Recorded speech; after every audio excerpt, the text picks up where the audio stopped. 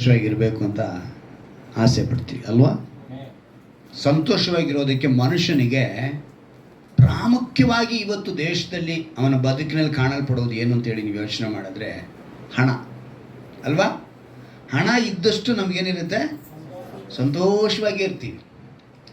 ಹಣ ನಮಗೆ ಕಡಿಮೆ ಆಗ್ತಾ ನಮ್ಮ ಸಂತೋಷನೂ ಕಡಿಮೆ ಆಗುತ್ತೆ. ಅಂದರೆ ನಾವು ಯಾವುದ್ರ ಮೇಲೆ ಆಧಾರವಾಗಿದ್ದೀವಿ ಅಂತ ಹೇಳಿದ್ರೆ ಹಣದ ಮೇಲೆ. ವಾಗ್ದಾನ ಏನಂತ ನಮ್ಗೆ ಕೊಟ್ಟರು, ನಾವು ಏನನ್ನ ಸಂಪಾದಿಸಬೇಕು ಅಂತ ನಾವು ಕಳೆದ ವಾರದಲ್ಲಿ ವಾಗ್ದಾನದೊಂದಿಗೆ ತಿಳ್ಕೊಂಡ್ವಿ ಅಲ್ವಾ?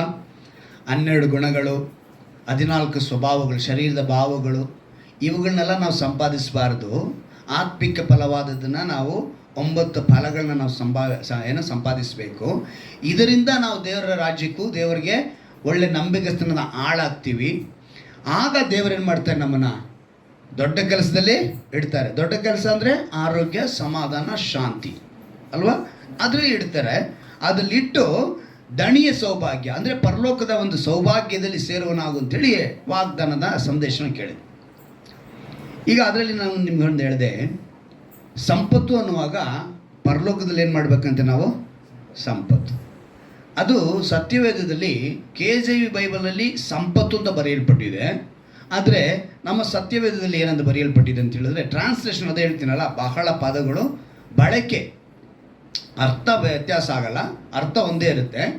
ಆದರೆ ಬಳಕೆ ಮಾಡುವಾಗ ಏನಾಗಿದೆ, ಅದು ಬದಲಾವಣೆಗಳಾಗಿವೆ. ಈಗ ಸತ್ಯವೇದದಲ್ಲಿ ಏನಂತ ಬರೆಯಲ್ಪಟ್ಟಿದೆ, ಗಂಟು ಏನು.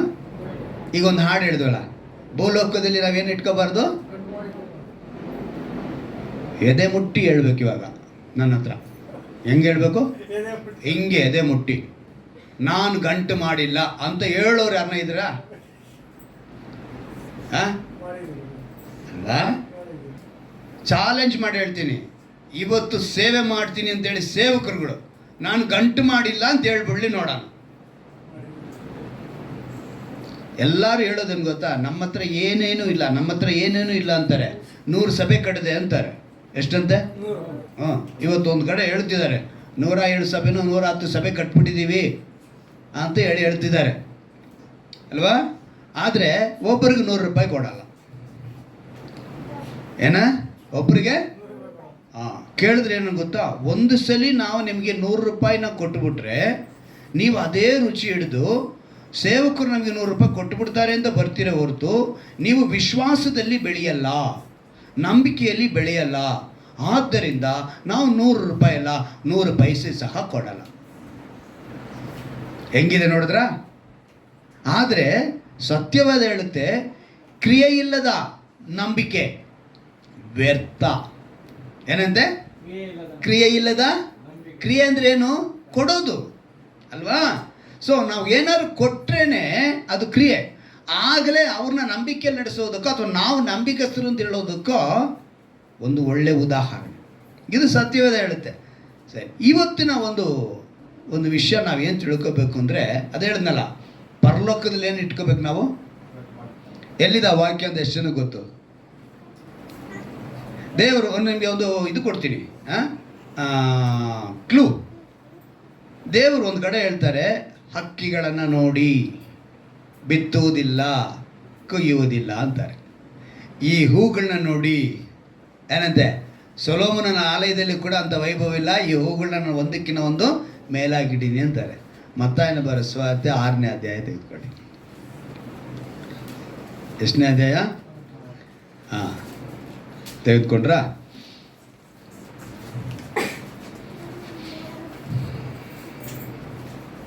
ಅಲ್ಲೇ ಒಂದು ಮಾತು ನಾನು ಓದ್ತೀನಿ, ಚೆನ್ನಾಗಿ ಗಮನ ಇಟ್ಕೊಳ್ಳಿ. 20ನೇ ವಾಕ್ಯ.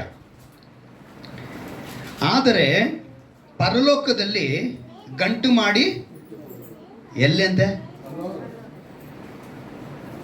ಈಗ ಪರಲೋಕದಲ್ಲಿ ನಾವು ಇಂಗ್ಲಿಷ್ನಲ್ಲಿ ಏನು ಗೊತ್ತಾ ಬರೆಯಲ್ಪಟ್ಟಿದೆ? ಟ್ರೆಷರ್. ಕರೆಕ್ಟಾ?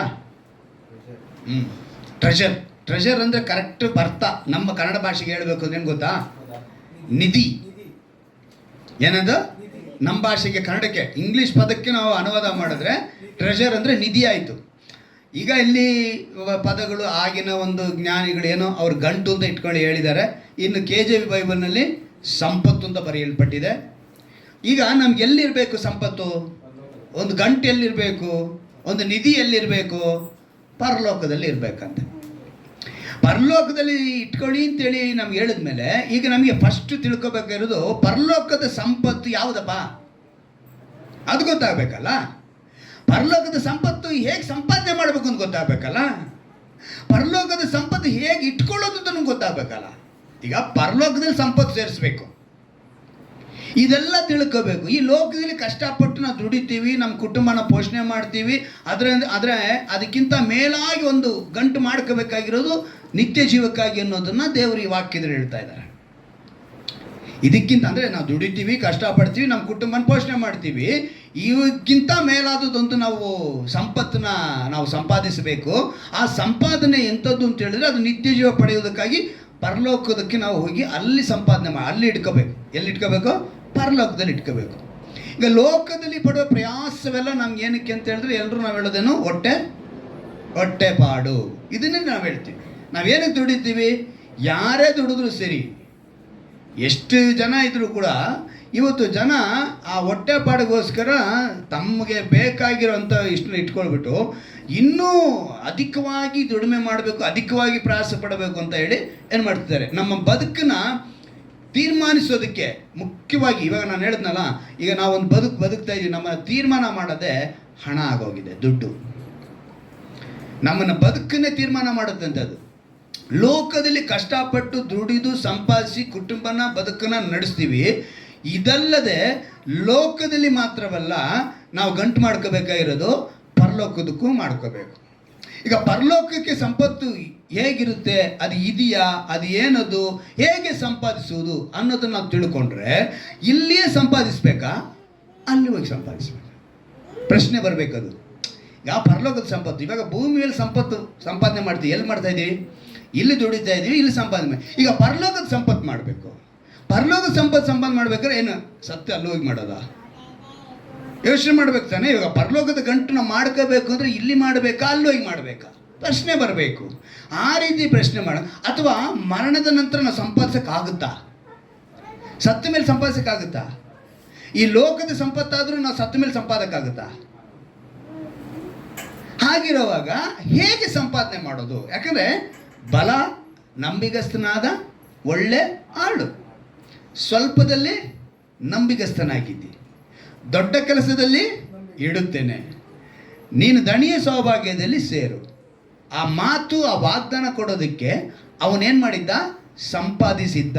5 ಕೊಟ್ಟರು, 5 ಸೇರಿಸಿ ಸಂಪಾದಿಸಿದ್ದ. ಸೊ ನಾವು ಆ ಸಂಪಾದಿಸಿದ್ದು ಅನ್ನೋ ಒಂದು ಅಂಶದ ಮೇಲೆ ಕಳೆದ ವಾರದಲ್ಲಿ ಬಹಳ ವಾಗ್ದಾನಗಳೊಂದಿಗೆ ನಾವು ಧ್ಯಾನ ಮಾಡಿದ್ವಿ.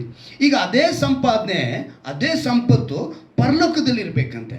ಆಗ ಪರಲೋಕದಲ್ಲಿ ಇರಬೇಕು ಅಂದರೆ ಅದು ಹೇಗೆ ಇರುತ್ತೆ, ಯಾವ ರೀತಿ ಸಂಪಾದನೆ ಮಾಡೋದು, ಸತ್ತ ಮೇಲೆ ಮಾಡಬೇಕಾ ಇಲ್ಲ ಭೂಮಿ ಮೇಲೆ ಇರೋವಾಗ ಮಾಡ್ಕೋಬೇಕಾ ಅಂತ ತಿಳ್ಕೊಂಡ್ರೇ ಪರಲೋಕದ ಗಂಟು, ಪರಲೋಕದ ಸಂಪತ್ತು ನಮಗೆ ಸಿಗುವುದಕ್ಕೆ ಸಾಧ್ಯ.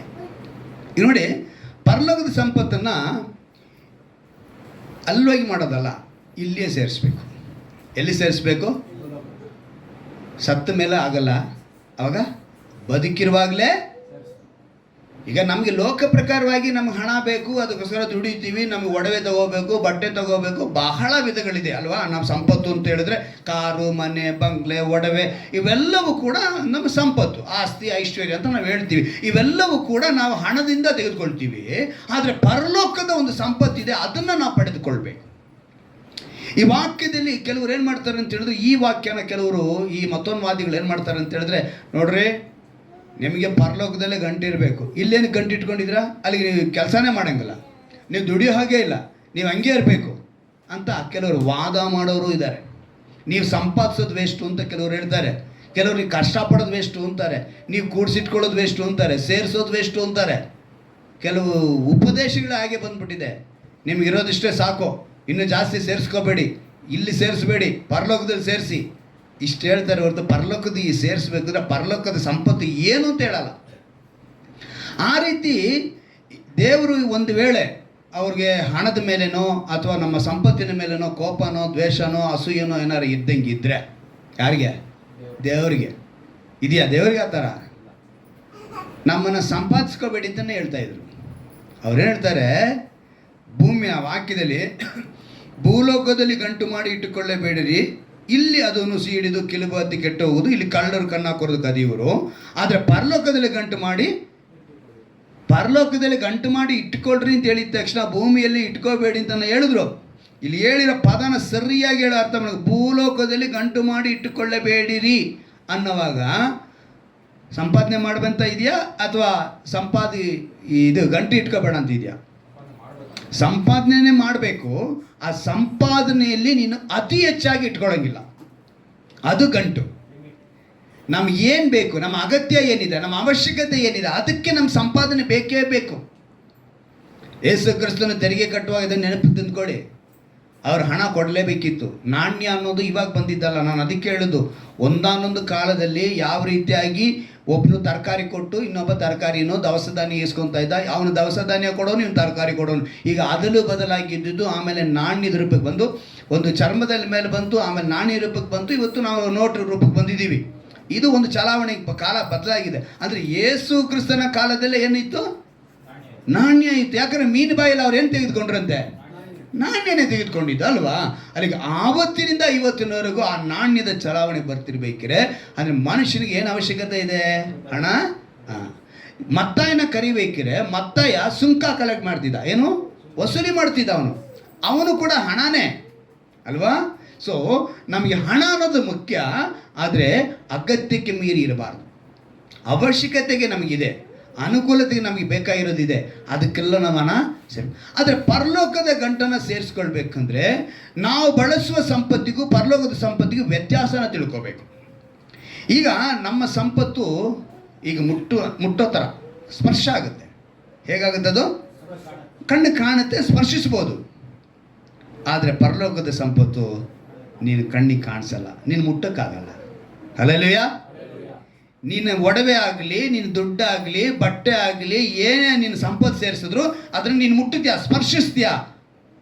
ಆದರೆ ಭೂಮಿ ಮೇಲೆ ಕೂಡ ಕೆಲವು ಸ್ಪರ್ಶಿಸದೇ ಇರುವಂಥ ಸಂಪತ್ತಿದೆ, ನಾವು ಮುಟ್ಟಕ್ಕಾಗಲ್ಲ, ಅದನ್ನು ಏನು ಮಾಡೋಕ್ಕಾಗಲ್ಲ. ಆದರೆ ಸಂಪತ್ತಾಗುತ್ತೆ. ಅದನ್ನ ಏನಂತ ಹೇಳಿದ್ರೆ ಆನ್ಲೈನ್ ಮನಿ ಟ್ರಾನ್ಸ್ಫರ್ ಅಂತೀವಲ್ಲ, ಅದೇನು ದುಡ್ಡು ಇಲ್ಲಿಂದ ಅಲ್ಲಿಗೆ ದುಡ್ಡು ಮುಟ್ಟದ. ಆನ್ಲೈನಲ್ಲಿ ಇವತ್ತು ಸಂಪಾದನೆ ಮಾಡೋಂಥ ಬಹಳ ವಿಷಯಗಳಿದೆ, ಆಯ್ತಾ? ಇನ್ನೊಂದು, ಈಗ ಮಧ್ಯದಲ್ಲಿ ಪೇಪರಲ್ಲಿ ನೋಡಿದ್ರೆ ಬಿಟ್ಕಾಯಿನ್ ಅಂತ ಹೇಳಿ ಒಂದು ಸುದ್ದಿ, ಅದು ಕೂಡ ಏನು ನಮ್ಮ ಕಣ್ಣಿಗೆ ಕಾಣಲ್ಲ, ಆದರೆ ಅದು ನಮ್ಮ ಸಂಪತ್ತು. ಇನ್ನೊಂದಿದೆ ಶೇರ್ ಮಾರ್ಕೆಟಿಂಗ್, ಶೇರ್ ಇದು ಹಾಕೋದು. ನಮ್ಮ ಕಂಪನಿಯಲ್ಲಿ ಒಬ್ಬರು ಮ್ಯಾನೇಜರ್ ಹೆಂಗಿದ್ದಾರೆ, 1 ಲಕ್ಷ ಹಾಕಿದ್ರಂತೆ, ಅವ್ರಿಗೆ ಶೇರ್ ಮಾರ್ಕೆಟಿಂಗ್ ರೈಸ್ ಆಗಿ ತಕ್ಷಣ 2 ದಿವಸದಲ್ಲಿ 1,75,000 ರೂಪಾಯಿ ಬಂದೈತೆ. ಎಕ್ಸ್ಟ್ರಾ 1 ಲಕ್ಷ ಹಾಕಿ ಇನ್ನೂ 1,75,000 ಬಂತು ಶೇರ್ ಮಾರ್ಕೆಟಿಂಗ್. ಈಗ ಅದನ್ನು ಇಟ್ಕೊಳ್ಳೋದ ಮಾರ್ಬಿಡೋದ ಅಂತಾರೆ. ಅಂದರೆ ಇದು ಕಣ್ಣಿಗೆ ಕಾಣಿಸಲ್ಲ, ಆದರೆ ನಮ್ಮ ಸಂಪತ್ತು. ಅವಾಗ ಕಣ್ಣಿಗೆ ಕಾಣದೇ ಇರುವಂಥ ಸಂಪತ್ತು ಭೂಮಿ ಮೇಲೆ ಕೂಡ ಇದೆ, ಆದರೆ ಪರಲೋಕದ ಸಂಪತ್ತು ಏನೇ ಮಾಡಿದ್ರೂ ಕೂಡ ಮುಟ್ಟಕ್ಕಾಗಲ್ಲ.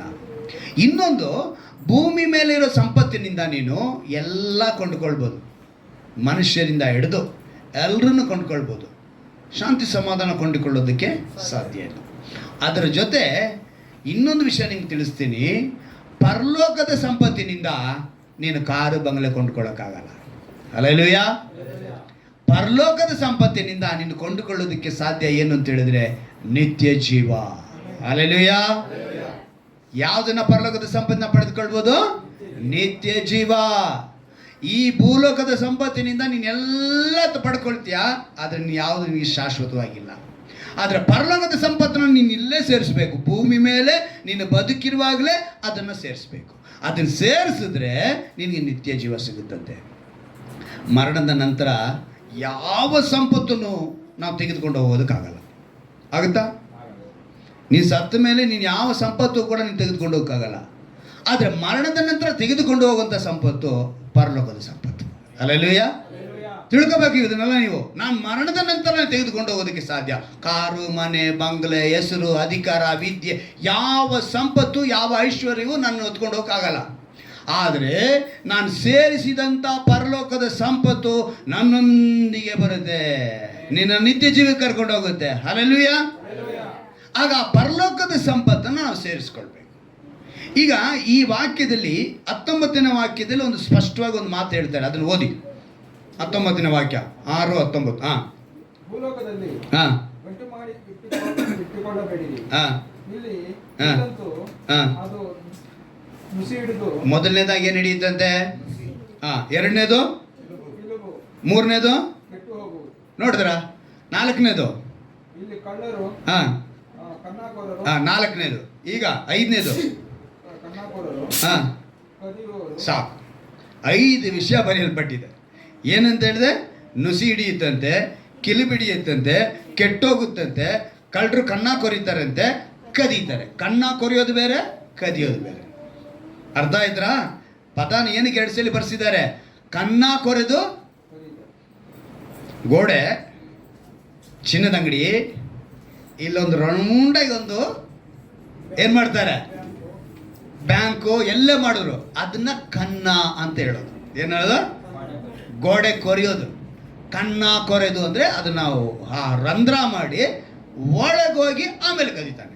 ಫಸ್ಟ್ ಕನ್ನ ಕೊರಿತಾನೆ. ಶತ್ರು ನಿನ್ನ ಹೃದಯದಲ್ಲಿ ಪಾಪವೆಂಬುದನ್ನು ಕನ್ನ ಕೊರೆದು ಒಳಗೆ ನುಗ್ಗುತ್ತಾನೆ. ಹೇಗೆಲ್ಲ ನಿನ್ನನ್ನು ವಂಚಿಸಬೇಕೋ ಯೋಚನೆ ಮಾಡಿ ಅವನು ಕನ್ನ ಕೊರಿತಾನೆ.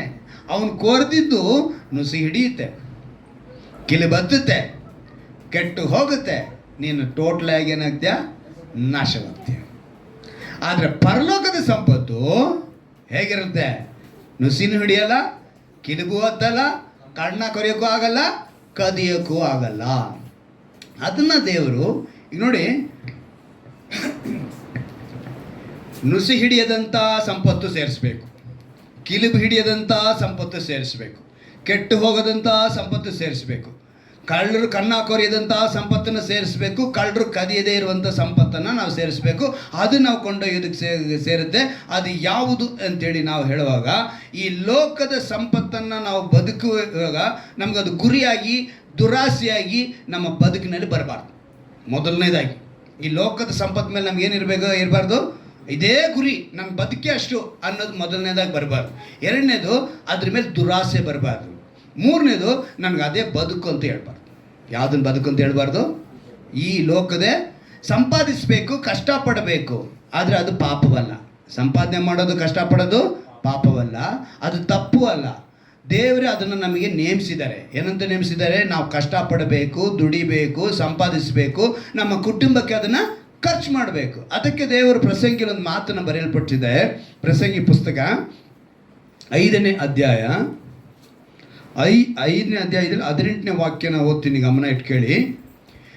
ಇಗೋ ನಾನು ಕಂಡದ್ದು, ಇದೇ ದೇವರು. ಪ್ರಸಂಗಿ 5ನೇ ಅಧ್ಯಾಯ 18, 19ನೇ ವಾಕ್ಯ.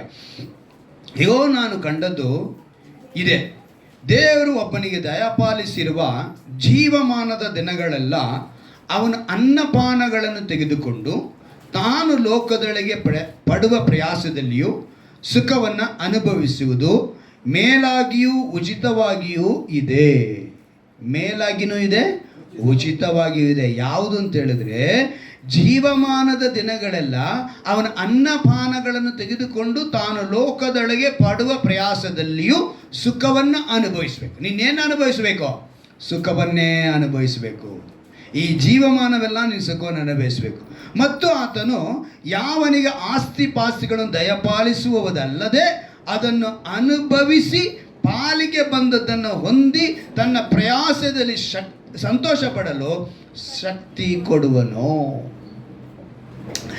ಅವನ ಸುಖವು ದೇವರ ಅನುಗ್ರಹ. ಹಲ್ಲೆಲೂಯಾ.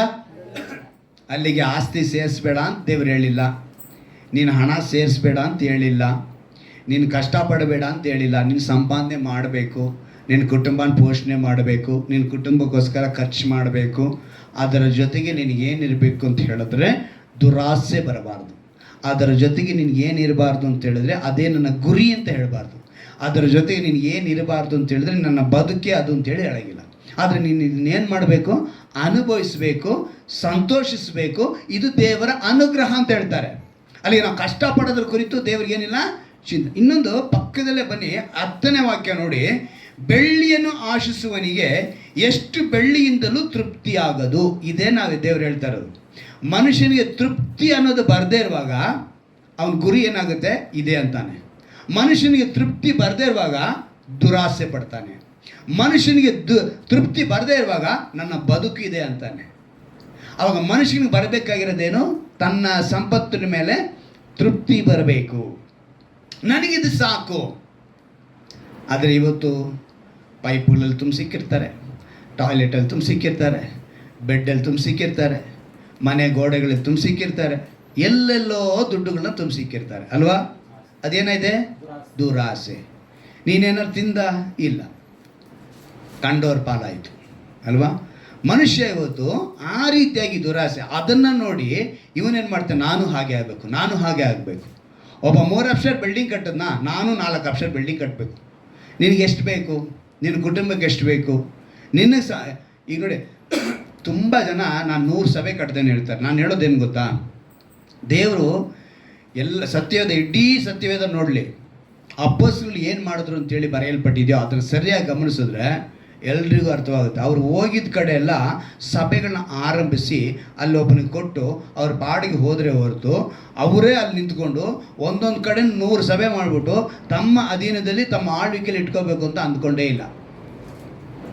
ಅವ್ರೇನು ಮಾಡಿದ್ದೇನು ಗೊತ್ತಾ, ಪ್ರತಿ ಕಡೆ ಹೋದರು. ಎಪೆಸ ಪಟ್ಟಣಕ್ಕೆ ಹೋದರು, ಕೊರಿಂಥ ಪಟ್ಟಣಕ್ಕೆ ಹೋದರು, ಗಲಾತ್ಯ ಕಡೆಗೆ ಹೋದರು, ಈ ಕಡೆ ಕೊಲೊಸ್ಸೆಗೆ ಹೋದರು, ಫಿಲಿಪ್ಪಿಗೆ ಹೋದರು, ಆಮೇಲೆ ಇನ್ನು ಅಂತಿಯೋಕ್ಯಗೆ ಹೋದರು, ಎಲ್ಲೆಲ್ಲಿ ಹೋದರು, ಎಲ್ಲ ಕಡೆ ಸಭೆಗಳನ್ನ ಆರಂಭಿಸಿದ್ರು. ಆದರೆ ಅವ್ರು ಏನು ಮಾಡಿದ್ರು ಗೊತ್ತಾ, ಒಬ್ಬ ಸೇವಕನೇ ಬರ್ಸಿದ್ರು, ಅವ್ನ ಕೈಲಿ ಕೊಟ್ಟರು, ಹೋದರು. ನಾನೇ ಆಳ್ವಿಕೆ ಮಾಡ್ತೀನಿ, ನಾನೇ ಒಡೆಯನಾಗ್ತಿರ್ತೀನಿ ಅಂತ ಹೇಳಲಿಲ್ಲ. ಅವ್ರು ಮಾಡಿದಂಥ ಸೇವೆ ಅದು ಅಪೊಸ್ತಲರುಗಳು. ಆದರೆ ಇವತ್ತು ಅಪೊಸ್ತಲರು ಹೇಳ್ಕೊಂಡು ತುಂಬ ಕಡೆ 100 ಸಭೆ ಇದೆ, 50 ಸಭೆ ಇದೆ, 150 ಸಭೆ ಇದೆ, ನನ್ನ ಸಭೆಯಲ್ಲಿ 10,000 ಜನ ಇದ್ದಾರೆ, 20,000 ಜನ ಇದ್ದಾರೆ. ಆದರೆ ಸಹಾಯ ಮಾಡೋದಂತೂ ಯಾರಿಗೂ ಇಲ್ಲ. ಆ ಸೇವಕ ಇದ್ದವನು ಹಂಗೇ ಇರಬೇಕು. ಹೇಗಿರಬೇಕು, ಅವನು ಇದ್ದವನು ಹಂಗೇ ಇರಬೇಕು. ಅವ್ರ ಕೆಳಗೇನೆ ಕೆಲಸ ಮಾಡ್ತಿರ್ಬೇಕು, ಅವನು ಮೇಲಕ್ಕೆ ಬರೋ ಹಾಗೆ ಇಲ್ಲ. ಆದರೆ ಇವರು ಮಾತ್ರ 100 ಕಡೆ ಜಾಗ ತೆಗೆದಿರ್ತಾರೆ, 100 ಕಡೆ ಬಿಲ್ಡಿಂಗ್ ಕಟ್ತಾರೆ. ಇದು ಇವತ್ತಿನ ಅಪೊಸ್ತಲರುಗಳ ಕಾಲ. ಆದರೆ ದೇವರ ವಾಕ್ಯ ಅನ್ನೋದು ಹೇಳಿದೆ, ಅವ್ರಿಗೇನಿಲ್ಲ, ತೃಪ್ತಿ ಇಲ್ಲ ಅಂತ. ಯಾರಿಗೆ, ಬೆಳ್ಳಿನಲ್ಲಿ ಇಟ್ಕೊಂಡಿರೋನಿಗೆ, ಬೆಳ್ಳಿನ ಆಶ್ರಯನಿಗೆ ಎಷ್ಟು ಬೆಳ್ಳಿಯಿಂದ ತೃಪ್ತಿ ಆಗೋದು, ಸಮೃದ್ಧಿಯನ್ನು ಬಯಸುತ್ತಲೇ ಇರುವವನಿಗೆ ಆದಾಯವೆಷ್ಟಾದರೂ ಸಾಲದಂತೆ. ಯಾವುದ್ರ ಮೇಲೆ ತೃಪ್ತಿ ಇಲ್ಲ ಅವನಿಗೆ, ಸಮೃದ್ಧಿಯನ್ನು ಬಯಸುತ್ತಲೇ ಇರುವವನಿಗೆ ಆದಾಯವೆಷ್ಟಾದರೂ ಸಾಲದು, ಇದು ಸಹ ವ್ಯರ್ಥ. ಸೊತ್ತು ಹೆಚ್ಚಿದರೆ ಅನುಭವಿಸಲು ಸಂಖ್ಯೆಯೂ ಹೆಚ್ಚುವುದು, ಅದನ್ನು ಕಣ್ಣಿನ ನೋಡುವುದೇ ಹೊರತು ಯಜಮಾನಿಗೆ ಇನ್ಯಾವ ಲಾಭವೂ ಇಲ್ಲ. ಸೊ ವ್ಯರ್ಥ ಅಂತ ಹೇಳ್ತಾರೆ ದೇವರು. ನಾವು ಸಂಪಾದಿಸಬಹುದು, ಸಂತೋಷಿಸಬಹುದು, ಅನುಭವಿಸಬಹುದು, ಆದರೆ ದುರಾಸೆ ಅನ್ನೋದು ಬರೋಂಗಿಲ್ಲ. ಅದನ್ನೇ ನಮಗೆ ದೇವರು ಹೇಳ್ಕೊಂಡು ಬರ್ರಿ, ಆತ್ಮಿಕ ಫಲಗಳ ಮೇಲೆ ದೃಷ್ಟಿ ಇಡಬೇಕು. ನಾವು ಕಳೆದ ದಿವಸದಲ್ಲಿ ನೋಡೋದಲ್ಲ, ಲೋಕದ ಸಂಪತ್ತಿನ ಮೇಲಿನ ಮೋಹದಿಂದ ನಾವು ದೇವರಿಗೆ ದೂರ ಆಗ್ಬಿಡ್ತೀವಿ. ಲೋಕದ ಸಂಪತ್ತಿನ ಮೇಲೆ ಮೋಹಗೊಳ್ಳದೆ, ಗುಲಾಮರಾಗದೆ, ದೇವರ ಆತ್ಮಿಕ ಸಂಪತ್ತಿನ ಮೇಲೆ ಮನಸ್ಸಿಟ್ಟುಕೊಳ್ಳುವಾಗ, ಅದಕ್ಕೆ ಅಭ್ಯಾಸ ಪಡುವಾಗ ಪರಲೋಕದ ಸಂಪತ್ತನ್ನು ಇಟ್ಕೊಳ್ಬೋದು. ಈಗ ನಮ್ಮ ಹೃದಯದಲ್ಲಿ ಒಂದು ಪ್ರಶ್ನೆ ಬರಬೇಕು, ಹೇಗಪ್ಪ ಇರುತ್ತೆ ಇದು? ಅದನ್ನೇ ನಾನು ಮೊದಲು ಹಿಡಿದು ಪರಲೋಕದ ಸಂಪತ್ತು ಹೇಗಿರುತ್ತೆ, ಅದಕ್ಕೆ ಪ್ರಯತ್ನಿಸಬೇಕು. ಪರಲೋಕದ ಸಂಪತ್ತು ಸಂಪಾದಿಸಲಿಕ್ಕೆ ಮೊದಲ ಹೆಜ್ಜೆ ನಾನು ಹೇಳ್ತೀನಿ ತಿಳ್ಕೊಳ್ಳಿ. ಪರಲೋಕದ ಸಂಪತ್ತು ಅಂದರೆ ಯಾವ ರೀತಿ ಇರುತ್ತೆ ಅಂತ ಹೇಳಿದ್ರೆ, ಕೊಡುವುದು. ಏನದು? ಕೊಡಬೇಕು. ಕೊಟ್ಟರೆ ನಿನಗೇನು ಸಿಗುತ್ತೆ? ಪರಲೋಕದ ಗಂಟು ಸಿಗುತ್ತೆ. ಯಾಕಂದರೆ ಇವತ್ತು ನಾವು ಸಂಪಾದಿಸ್ತೀವಿ, ಖರ್ಚು ಮಾಡ್ತೀವಿ, ಮಧ್ಯದಲ್ಲಿ ಒಂದು ವಿಷಯ ಇರುತ್ತೆ. ಸಂಪಾದನೆ ಮಾಡ್ತೀವಿ, ಖರ್ಚು ಮಾಡ್ತೀವಿ, ಮಧ್ಯದಲ್ಲಿ ಒಂದು ವಿಷಯ ಇದೆ, ಅದು ಕೂಡಿಸಿಡ್ತೀವಿ. ಏನು ಮಾಡ್ತೀವಿ? ಕೂಡಿಡ್ತೀವಿ. ನಮ್ಮ ಕುಟುಂಬಕ್ಕೆ ಬೇಕು ಅಂತ. ದೇವರು ಕೂಡಿಟ್ಕೋಬೇಡಿ ಅಂತ ಹೇಳಿಲ್ಲ. ಯಾಕಂದರೆ ಜ್ಞಾನೋಕ್ತಿಗಳಲ್ಲಿ 6ನೇ ಅಧ್ಯಾಯದಲ್ಲಿ ಇರುವೆಗಳನ್ನ ನೋಡ್ರಿ, ಅವು ತಮ್ಮ ತೀನಿಯನ್ನು ಯಾವಾಗ, ಸುಗ್ಗಿ ಕಾಲಕ್ಕೆ ಬೇಕಾಗಿರೋದನ್ನು ಸೇರಿಸಿಡುತ್ತೆ. ಅಂದರೆ ಅರ್ಥ ಏನು, ನಾವು ನಮಗೆ ಬೇಕಾಗಿರೋದನ್ನ ಸೇರಿಸ್ಕೋಬೇಕು, ಅಗತ್ಯವಿದ್ದದನ್ನ ಸೇರಿಸ್ಕೊಳ್ಬೇಕು. ಆದರೆ ಅದ್ರ ಮೇಲೆ ನಮಗೇನಿರಬಾರ್ದು? ಮೋಹ ಇರಬಾರ್ದು. ಅದ್ರ ಮೇಲೆ ನಮಗೇನಿರಬಾರ್ದು? ದುರಾಸೆ ಇರಬಾರ್ದು. ನಮಗೆ ತೃಪ್ತಿ ಇರಬೇಕು. ಹಲ್ಲೆಲೂಯಾ. ಆ ರೀತಿ ಸೇರಿಸ್ಕೊಳ್ಳಿ ಅಂತ ಹೇಳ್ತಾರೆ ದೇವರು. ಆಗ ಯಾಕಂದರೆ ಐಶ್ವರ್ಯ ಇದ್ರೇ ನಾವು ಒಬ್ರು ಕೊಡೋಕ್ಕಾಗೋದು ಅಲ್ವಾ? ಕೊಡಬೇಕು ಅಂದರೆ ಐಶ್ವರ್ಯ ಬರಬೇಕಲ್ಲ, ಸಂಪತ್ತು ಬರಬೇಕಲ್ಲ. ಸಂಪತ್ತು ಇದ್ದಾಗಲೇ ಕೊಡೋದಕ್ಕೆ ಸಾಧ್ಯ. ಸಂಪತ್ತು ಅದನ್ನು ಸೇರಿಸ್ಕೊಳ್ಳೋದನ್ನೇ ದೇವರು ಹೇಳ್ತಾರೆ, ಅದನ್ನು ಕೊಡಬೇಕು. ಕೊಡುವಾಗ ಈ ಗಿವಿಂಗ್ ಪ್ರಿನ್ಸಿಪಲ್ ನಮಗೆ ಬಂದ್ಬಿಡ್ತಂದ್ರೆ ಪರಲೋಕದಲ್ಲಿ ಒಂದು ಸಂಪತ್ತು ನಮಗೆ ಸೇರಿದಂತೆ. ಅಂದರೆ ಕ್ರೆಡಿಟ್ ಅಂತೀವಿ. ಏನಂತ ಹೇಳ್ತೀವಿ? ಈಗ ನಮ್ಮ ಅಕೌಂಟಿಗೆ ಕ್ರೆಡಿಟ್ ಆಯಿತು ಅಂದರೆ ಏನರ್ಥ? ದುಡ್ಡು ಇದಕ್ಕೆ ನಮ್ಮ ಖಾತೆಗೆ ತಕ್ಷಣ ಜಮೆ ಆಯಿತು. ತಕ್ಷಣ ಈಗ ಯಾರೋ ಒಬ್ರು ದುಡ್ಡು ಹಾಕಿದ್ರೆ ತಕ್ಷಣ ನಮ್ಮ ಇದಕ್ಕೆ ಆ ರೀತಿ ನೀನು ಭೂಮಿ ಮೇಲೆ ಒಬ್ಬರು ಕೊಟ್ಟಾಗ ಪರಲೋಕದಲ್ಲಿ ಏನಾಗ್ತಾ ಇದೆ? ಸಂಪತ್ತು, ಕಾಣದೇ ಇರುವಂಥ ಸಂಪತ್ತು ಜಮೆ ಆಗುತ್ತೆ. ಲೂಕನ ಬರೆದ ಸುವಾರ್ತೆ 12ನೇ ಅಧ್ಯಾಯದಲ್ಲಿ ಒಂದು ಮಾತು ಬರೆಯಲ್ಪಟ್ಟಿದೆ ನೋಡಿ. ಲೂಕನ ಬರೆದ ಸುವಾರ್ತೆ 12ನೇ ಅಧ್ಯಾಯ, ಲೂಕನ ಬರೆದ ಸುವಾರ್ತೆ 12ನೇ ಅಧ್ಯಾಯ 33ನೇ ವಾಕ್ಯ. ಹಾಂ ನಿಮಗಿರುವುದನ್ನು ಹಾಂ ಮಾರಿಬಿಟ್ಟು ಹಾಂ ದಾನ ಕೊಡಿರಿ. ಹಾಂ ಹಳೇ ಭಾಗದಂತ ಬಿಡಿ, ಇಲ್ಲಿ ಮುಖ್ಯವಾಗಿ ಗಮನಿಸ್ಬೇಕು. ಏನು ಮಾಡ್ಬೇಕಂತೆ? ಮಾರಿಬಿಟ್ಟು ದಾನ ಕೊಡಿರಿ. ಅಂದರೆ ಮಾರಿಬಿಟ್ಟು ಅಂತ ಹೇಳುವಾಗ ನಿಮಗಿರೋದನ್ನೆಲ್ಲ ಕಳ್ಕೊಂಡು ಅಂತ ಅರ್ಥ. ಅಲ್ಲಿ ನಿಮ್ಮ ಹತ್ರ ಇದೆ, ನೀವು ಕೊಡೋದಕ್ಕೆ ಸಾಧ್ಯ. ಇವತ್ತು ಮನುಷ್ಯ ಇದನ್ನು ಕೊಡದೇ ಇರೋದು. ಇಲ್ಲಿ ಮುಖ್ಯವಾಗಿ ದಾನ ಮಾಡ್ರಿಂದ ಪಡೆಯಲ್ಪಟ್ಟಿದೆ. ನಾವು ಕೊಡಬೇಕು. ಬಡವರಿಗೆ ಕೊಟ್ಟರೆ ಒಂದು ಮಾತನ್ನು ಯಾವತ್ತೂ ನೆನಪಿಟ್ಕೊಳ್ಳಿ, ನಾವು ದೇವರಿಗೆ ಕೊಟ್ಟಂಗೆ. ಬಡವರಿಗೆ ಕೊಟ್ಟರೆ ದೇವರಿಗೆ ಕೊಟ್ಟಂಗೆ. ಜ್ಞಾನೋಕ್ತಿಗಳು 19ನೇ ಅಧ್ಯಾಯದ 17ನೇ ವಾಕ್ಯದಲ್ಲಿ ಆ ಮಾತನ್ನು ನಾವು ಗಮನಿಸ್ತೀವಿ.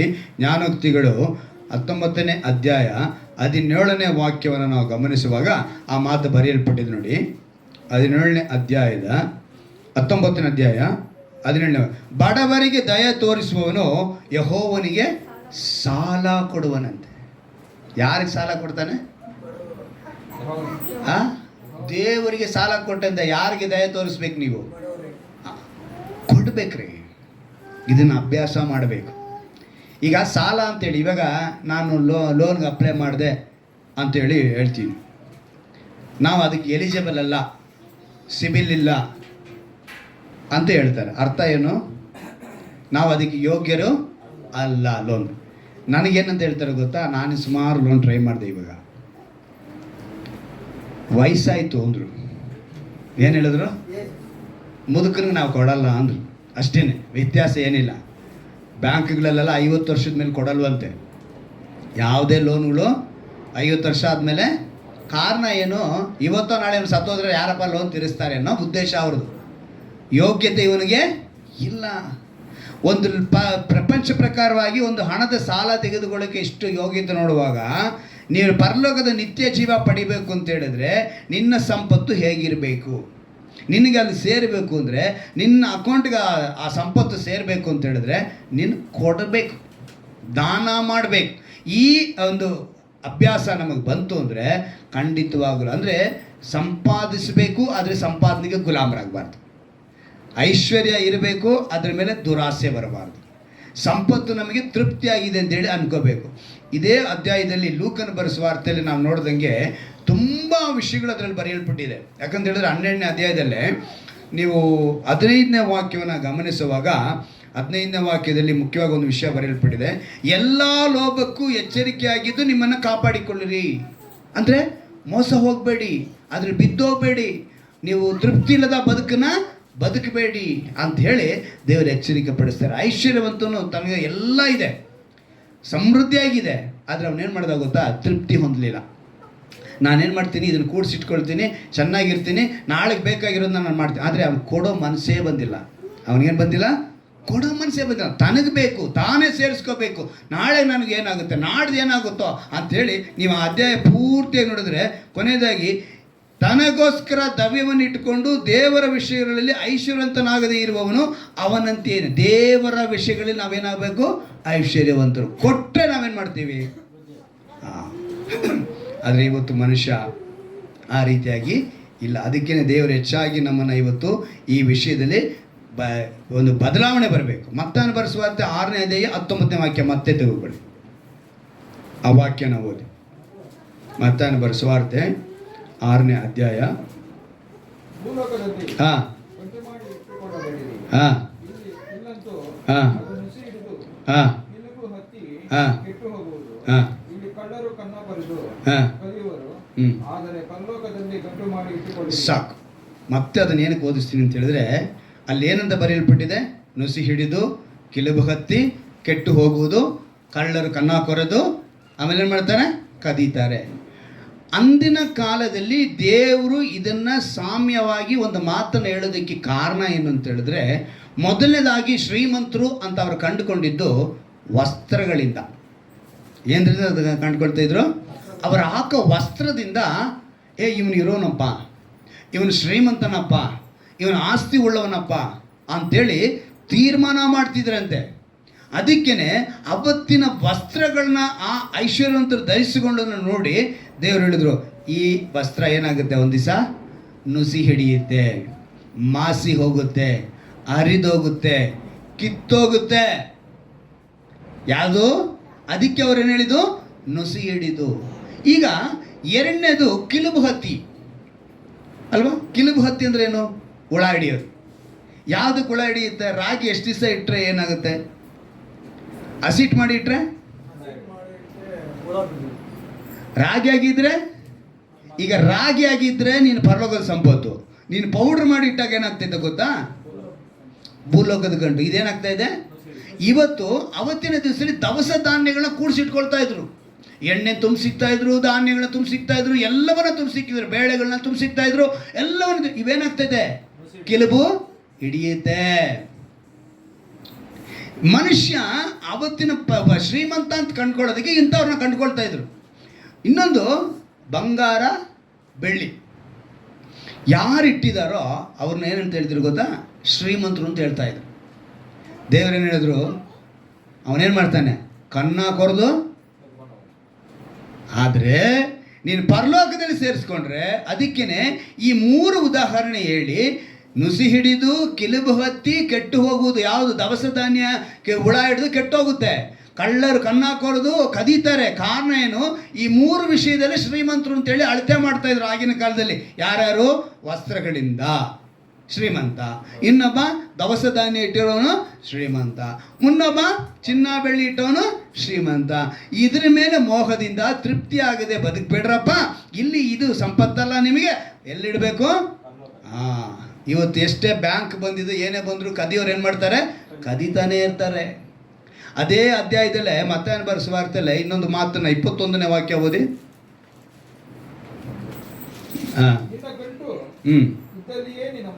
ಎಲ್ಲಿರುತ್ತಂತೆ? ನಮ್ಮ ಮನಸ್ಸು ಎಲ್ಲಿರುತ್ತಂತೆ? ಆಗ ನೀನು ಮನಸ್ಸಲ್ಲಿ ಹೋಗಿದ ತಕ್ಷಣ ನೀನೇನು ಮಾಡ್ತೀಯ? ವಾಕ್ಯದ ಪ್ರಕಾರ ಬದುಕಲ್ಲ.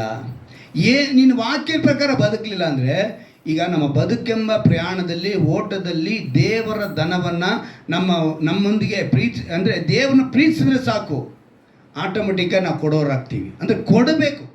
ಕೊಟ್ಟರೆ ಮಾತ್ರ ನಾವೇನೋ ಮಾಡ್ತೀವಿ? ಪರಲೋಕದ ಸಂಪತ್ತನ್ನು ಸೇರಿಸ್ಕೊಳ್ಳೋದು. ನಾನು ಕಳೆದ ದಿವಸದಲ್ಲಿ ಕೂಡ ಹೇಳಿದೆ, ಸಭೆ ವಿಷಯದಲ್ಲಿ ನಾವೇನು ಮಾಡಿದ್ವಿ? ಉಂಡಿ ಮಾಡಿದ್ವಿ. ಈ ವರ್ಷ ಕೂಡ ಇವತ್ತು ನಾನು ಉಂಡಿ ನನಗೆ ಬಂದಿಲ್ಲ ಕೈಗೆ. ನನ್ನ ತಮ್ಮನಿಗೆ ಹೇಳಿದ್ದೀನಿ, ಮತ್ತೆ ನಾವು ನೆಕ್ಸ್ಟ್ ಮಂತಿಂದ ಮತ್ತೆ ಅದೇ ಥರ ಉಂಡಿಗಳು ಕೊಡ್ತೀನಿ, ಮಾಡೋಣ.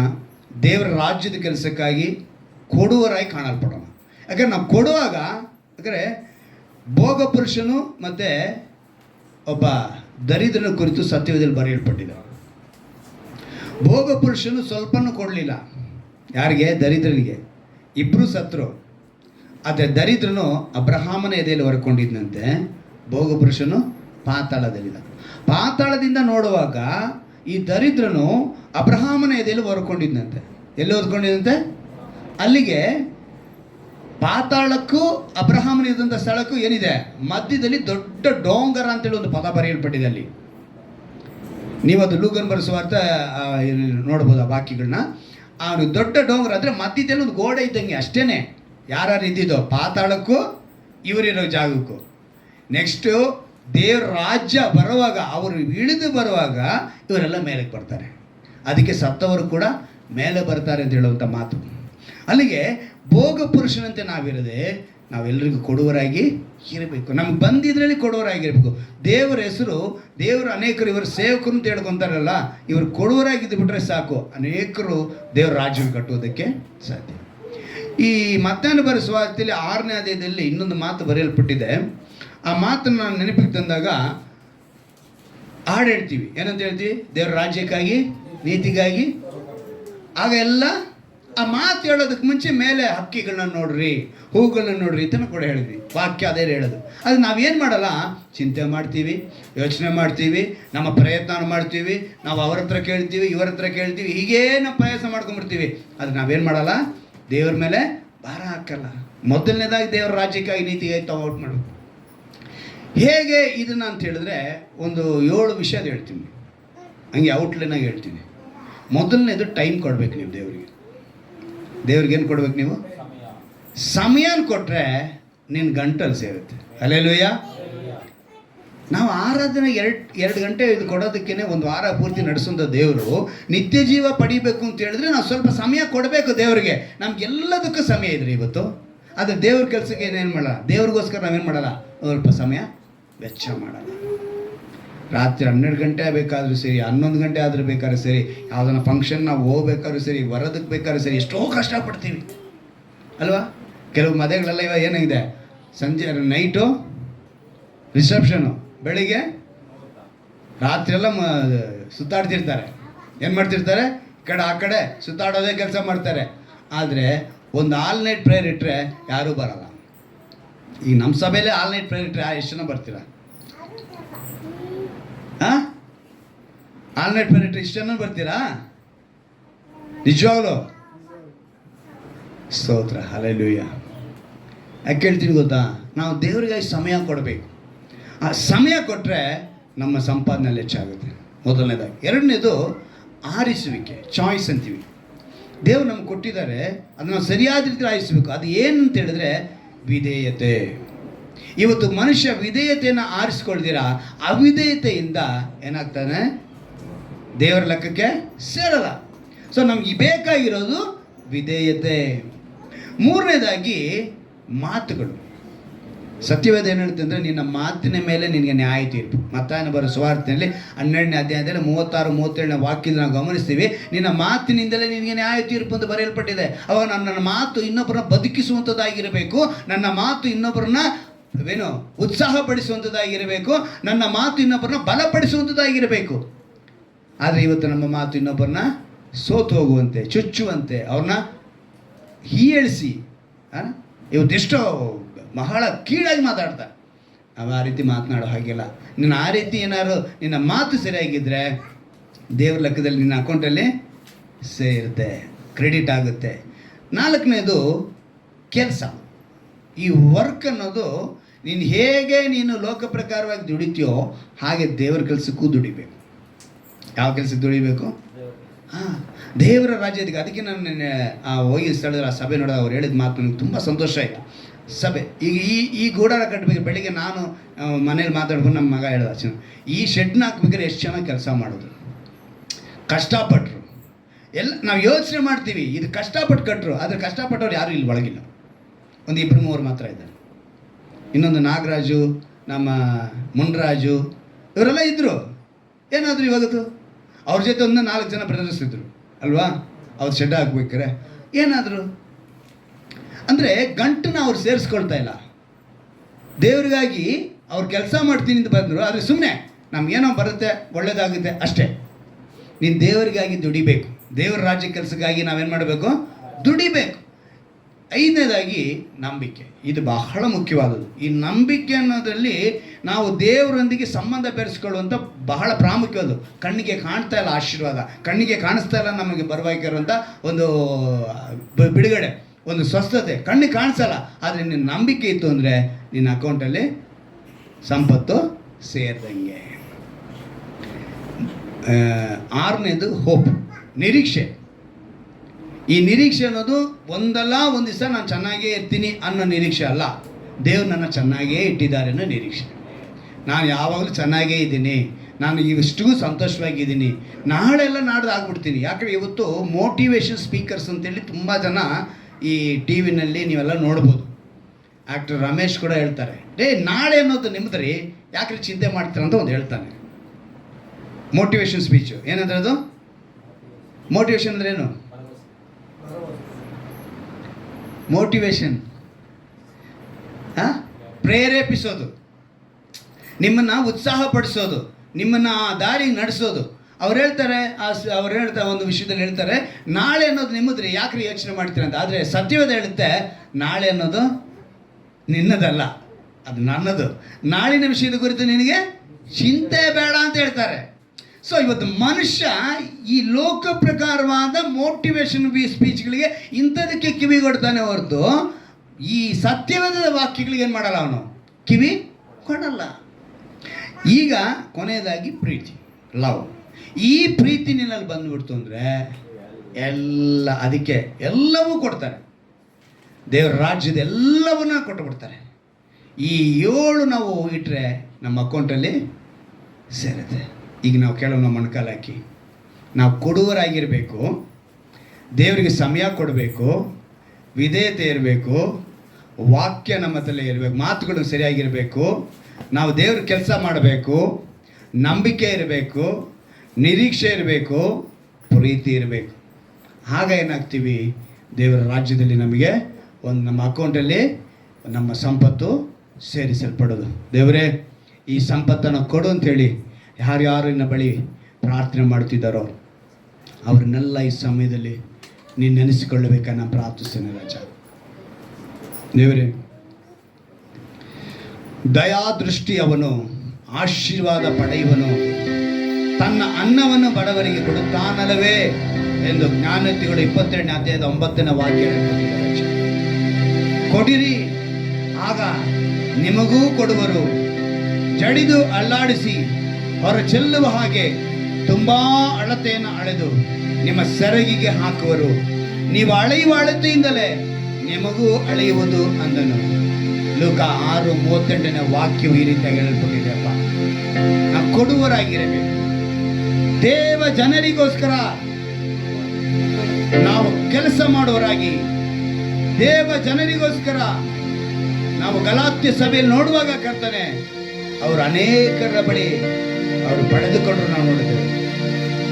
ತೆಗೆದುಕೊಳ್ಳುವುದಕ್ಕಿಂತ ಕೊಡುವುದೇ ಹೆಚ್ಚಿನ ಭಾಗ್ಯವೆಂದು ಎಣಿಸಿ ಕರ್ತನು ಯೇಸು ತಾನೇ ಹೇಳಿದ ಮಾತನ್ನು ನೆನಪಿಟ್ಟುಕೊಳ್ಬೇಕಪ್ಪ. ನಿನ್ನ ಆದಾಯದಿಂದಲೂ ಬೆಳೆಯ ಪ್ರಥಮ ಫಲದಿಂದಲೂ ಯೆಹೋವನನ್ನು ಸನ್ಮಾನಿಸು. ಹೀಗೆ ಮಾಡಿದರೆ ನಿನ್ನ ಕಣಜಗಳು ಸಮೃದ್ಧಿಯಿಂದ ತುಂಬುವು, ತೊಟ್ಟಿಗಳಲ್ಲಿ ದ್ರಾಕ್ಷರಸು ತುಂಬಿ ತುಳುಕುವುದರಲ್ಲಿ ಜ್ಞಾನೋಕ್ತಿ 3:9-10ನೇ ವಾಕ್ಯದ ಹೇಳುವ ಪ್ರಕಾರ ಕೊಡುವರಾಗಿ ಮಾರ್ಪಡಿಸು. ದುಃಖದಿಂದಾಗಲಿ ಬಲಾತ್ಕಾರದಿಂದ ಕೊಡಬಾರದು, ಸಂತೋಷದಿಂದ ಕೊಡಬೇಕು. ನಾವೇನು ಬಿತ್ತುತ್ತೇವೆ ಅದನ್ನು ಕೊಯ್ಯುತ್ತೇವೆಂದು 2 ಕೊರಿಂಥ 9ನೇ ಅಧ್ಯಾಯದಲ್ಲಿ ನಾನು ನೋಡುತ್ತೇವೆ ರಾಜ. ದೇವರೇ, ನಾವೆಲ್ಲರೂ ಕೂಡ ಕರ್ತನೆ ಕೊಡುವವರಾಗಿ, ನಿನಗೆ ಸಮಯವನ್ನು ನಾವು ಕೊಡುವವರಾಗಿ, ನಾವು ವಿಧೇಯತೆ ಉಳ್ಳವರಾಗಿ, ನಿನ್ನ ಮಾತುಗಳನ್ನು ಆಡುವವರಾಗಿ, ನಿನ್ನ ರಾಜ್ಯದ ಕೆಲಸನ ಮಾಡುವವರಾಗಿ, ನಿನ್ನ ಮೇಲೆ ನಂಬಿಕೆ ಇಟ್ಟವರಾಗಿ, ನಿನ್ನ ಮೇಲೆ ನಾವು ನಿರೀಕ್ಷೆ ಇಟ್ಟವರಾಗಿ, ನಿನ್ನ ಪ್ರೀತಿ ನಾವೆಲ್ಲರಿಗೂ ಹಂಚಿಕೊಳ್ಳುವರಾಗಿ ಈ ಅನುಭವಗಳೆಲ್ಲ ನಮಗೆ ಕೊಟ್ಟು ನಾವು ಪರಲೋಕದ ಸಂಪತ್ತನ್ನು ಸೇರಿಸಿಕೊಳ್ಳಬೇಕೆಂದು ಹೇಳಿ ನೀನು ತಿಳಿಸಿದ್ದಕ್ಕಾಗಿ ಸ್ತೋತ್ರ ರಾಜ. ಯಾರ್ಯಾರು ಕರ್ತನೆ ಕೇಳಿದ ವಾಕ್ಯದ ಪ್ರಕಾರ ಕೇಳಿದ ಅಂಶಗಳಿಗೆ ಒಪ್ಪಿಸಿಕೊಟ್ಟವರಾಗಿ ದೇವರೇ ನಿತ್ಯ ಜೀವ ಪಡೆಯುವುದಕ್ಕೆ ತಮ್ಮ ಸಂಪತ್ತನ್ನ ಪರಲೋಕದ ಗಂಟನ್ನು ಸೇರಿಸಿಕೊಳ್ಳಬೇಕು ಎಂಬುದು ತೀರ್ಮಾನಿಸಿರುವರೋ ಅವರೆಲ್ಲರಿಗೂ ಅನುಭವವನ್ನು ಕೊಡಿ. ಪರಲೋಕದಲ್ಲಿ ಸಂಪತ್ತು ಉಂಟಾಗಲಿ ರಾಜ.